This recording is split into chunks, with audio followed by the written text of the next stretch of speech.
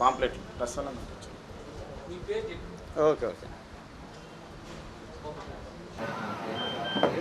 నేడు greater Visakha AIYF నగర సమితి ఆధ్వర్యంలో 2 రోజుల పాటు యువజన విద్యార్థులకి వర్క్షాప్ నేడు నిర్వహించుకోవడం జరుగుతుంది.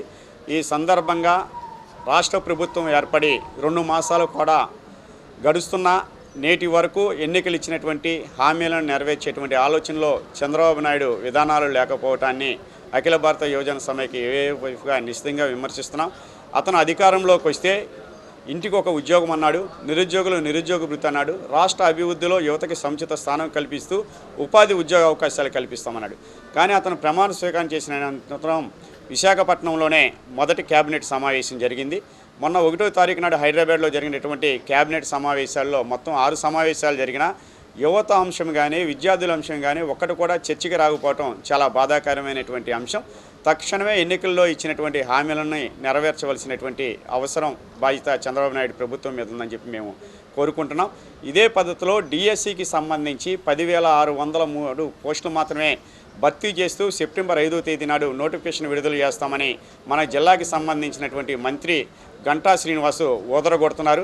ఒకసారి వారి గతాన్ని పరిశీలించవలసినటువంటి అవసరం ఉంది. కాంగ్రెస్ ప్రభుత్వ హయాంలో శాసనసభలో ప్రతిపక్ష నాయకుడిగా ఉన్నటువంటి చంద్రబాబు నాయుడు 60,000 పోస్టులు పైబడి ఉపాధ్యాయులు ఖాళీగా ఉంటే కాంగ్రెస్ ప్రభుత్వం భర్తీ చేయలేదని గందరగోళం సృష్టించినటువంటి సందర్భాన్ని ఈ సందర్భంగా గుర్తు చేస్తున్నాం. మరి ఇప్పుడు 60,000 పైబడి ఉన్నటువంటి పోస్టులు 10,300 మాత్రమే భర్తీ చేస్తూ చేతులు దురుపుకునేటువంటి విధానం సక్రమమైందని కాదని చెప్పేసి మేము డిమాండ్ చేస్తూ సమగ్ర డిఎస్సిని ప్రకటించవలసినటువంటి అవసరం ఉంది. దీనిలో ఎస్జీలకు సంబంధించి బీఈడీ వారికి అవకాశం కల్పించడంతో పాటు డిఏడి వారికి మొదట ప్రాధాన్యత కావాలని చెప్పి కోరుకుంటున్నాం. ఇదే పద్ధతిలో చంద్రబాబు నాయుడు కార్పొరేట్ సంస్థలకి కార్పొరేట్ యాజమాన్యానికి బడా పారిశ్రామికకి తొత్తుగా వ్యవహరిస్తున్నాడన్న విషయం అతని పరిపాలన మొత్తం చూడవలసినటువంటి అవసరం లేదు. అన్నం ఉడికేటప్పుడు ఒక మెతుకును పట్టుకుంటే ఏ రకంగా తెలుస్తుందో 2 మాసాల కాలంలో అతని పాలన చూస్తే మనకు అర్థమవుతున్నటువంటి పరిస్థితి. ఈనాటికి ప్రజాప్రతినిధి కానటువంటి వ్యక్తిని, కార్పొరేట్ సంస్థల యాజమాన్యం అయినటువంటి వ్యక్తిని, నారాయణ విద్యా సంస్థల యాజమాన్యమై నేడు మంత్రిగా చేర్చుకున్నటువంటి నారాయణ గారి నేతృత్వంలో ఈ రాష్ట్రానికి సంబంధించినటువంటి రాజధానికి సంబంధించినటువంటి కమిటీని ఏర్పాటు చేయటం జరిగింది.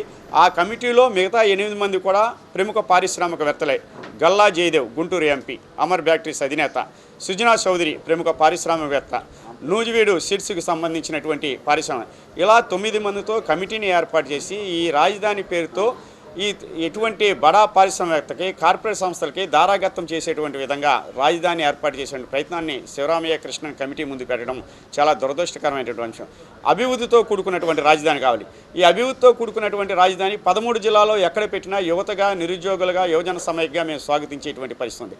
అభివృద్ధితో కూడుకున్నటువంటి రాజధాని అంటే ప్రజా సంక్షేమానికి ఉపయోగపడాలా, యువతకి నిరుద్యోగ పరిష్కారం చేసేటువంటి అంశంగా దాన్ని అభివృద్ధి చేయాలా.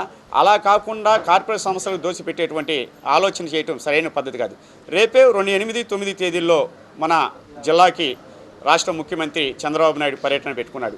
ఈ సందర్భంగా ఈ ఏడాది వేసవి సెలవులు ఎక్కువ కాలం ఇవ్వటం వల్ల సెకండ్ సాటర్డే నాడు కూడా కళాశాలలు, స్కూళ్ళు రన్ అవుతున్నటువంటి పరిస్థితుల్లో అతనే పర్యటనని విజయవంతం చేయడానికి గంటా శ్రీనివాస్ మంత్రి ఒక పక్కన, మరొక మంత్రి అయ్యన్న పాత్ర ఒక పక్కన పెద్ద ఎత్తున కళాశాలకి, స్కూల్కి సెలవులు ఇచ్చి ఆ బస్సులన్నీ వారి కార్యకర్తతో నింపి ఆ సభను జయప్రదం చేయడానికి మరొకసారి విద్యార్థుల జీవితాలతో చెలగాటమాడేటువంటి ఆలోచన చేస్తున్నాడు. తక్షణమే దాన్ని విడనాడవలసినటువంటి అంశం ఉంది. ఈ ఏడాది ఫీజు రియంబర్స్మెంట్కి సంబంధించిన దానిలో ఒక స్పష్టత లేదు. ఎంసెట్ది సుప్రీంకోర్టు కలగజేసుకుని న్యాయం చేసిందే తప్ప చంద్రబాబు నాయుడు ప్రభుత్వం, అటు కేసీఆర్ ప్రభుత్వం 2 కూడా ద్వంద్వ వైఖరి అవలంబించింది. చివరికి చంద్రబాబు నాయుడు ఒకసారి గవర్నర్ని కలుస్తామని, మరొకసారి కోర్టుకు పోతామని, ఇంకొకసారి తమిళనాడు తరహా ఎంసెట్ని తీసుకొస్తామని, చివరికి రాష్ట్రపతి దగ్గరికి పోతామని చెప్పి కాలయాపన చేశారు తప్ప ఎక్కడా కూడా న్యాయం చేకూర్చేట్టు పరిస్థితి లేదు. రేపు కౌన్సిలింగ్ పూర్తయ్యేలోపు ఖచ్చితంగా ఫీజు రియంబర్స్మెంట్ మీద ఒక స్పష్టత ఇవ్వాలని చెప్పేసి మేము కోరుకుంటున్నాం. ఇటువంటి విధానాల మీద ఎటువంటి హామీలు ఇవ్వనటువంటి పక్షంలో రేపు 2 రోజులు జరిగేటువంటి ఈ జిల్లా పర్యటనలో అవసరమైతే యువజన విద్యార్థి సంఘాలుగా అతను నిలదీసేటువంటి పరిస్థితి ఉంటుంది. తక్షణమే విధానాలు మార్చుకోవాలా. అతను మారానన్నాడు, మార్పు తీసుకొస్తాడు. మరొకసారి నేలను విడిచి నింగిని సాము చేసేటువంటి విధంగా చంద్రబాబు నాయుడు పాలన కొనసాగుతుంది. యువత ఓట్లు, విద్యార్థి ఓట్లతో అధికారం వచ్చి ఇలాంటి తప్పదాటేసేటువంటి వైఖరిని విడనాడకపోతే భవిష్యత్తులో అతను చాలా ఇబ్బందికరమైనటువంటి పరిస్థితి ఎదుర్కొనవలసిన అవసరం ఏర్పడుతుందని ఈ సందర్భంగా హెచ్చరిస్తాం.